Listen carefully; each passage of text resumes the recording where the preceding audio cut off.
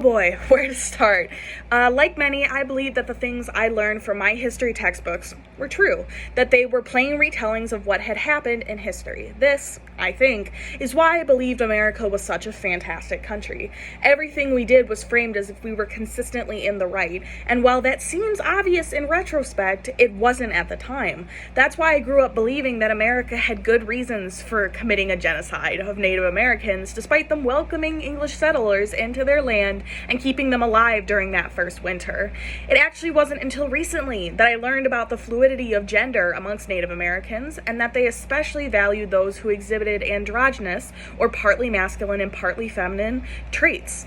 In fact, colonial or English settlers were one of the few groups that believed in the existence of only two genders. In fact, those who were Jewish believed in 6 genders, which I find particularly interesting because despite learning about the Holocaust year after year, reading Anne Frank, and taking multiple trips to Holocaust memorials and museums, they never once mentioned that people who didn't conform to gender norms or looked like both a boy and a girl were targeted and made to wear a pink triangle in the prison camps, the same pink triangle that pedophiles had to wear. And I'm sure when the Palestine and Israel conflict is added to the history books, they'll conveniently leave out the fact that Israel has been building illegal settlements on Palestinians' land and restricting their access to medical aid, food, water, work, and fuel for decades. I want to note that this video only begins to cover the amount of lies my education system had me believing as a kid, and I'm sure I will uncover many more in the near future.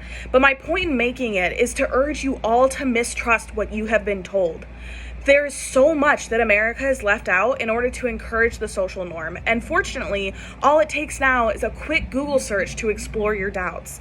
In the meantime, I will continue to post about the truths I find, a lot of which I discovered in the Psychology of Women textbook, which you can download for free on my website, and the articles I find them in. If you're interested in learning more about women and gender studies, stick around for more mini lessons on my social media page, or visit my other content to hear important readings I've discussed in my women and gender study classes. Also, keep in mind that Palestine is still facing a genocide at the hands of the US. If you're interested in helping, visit my Instagram bio to sign petitions, send scripts to Congress, or find other ways to help Palestine.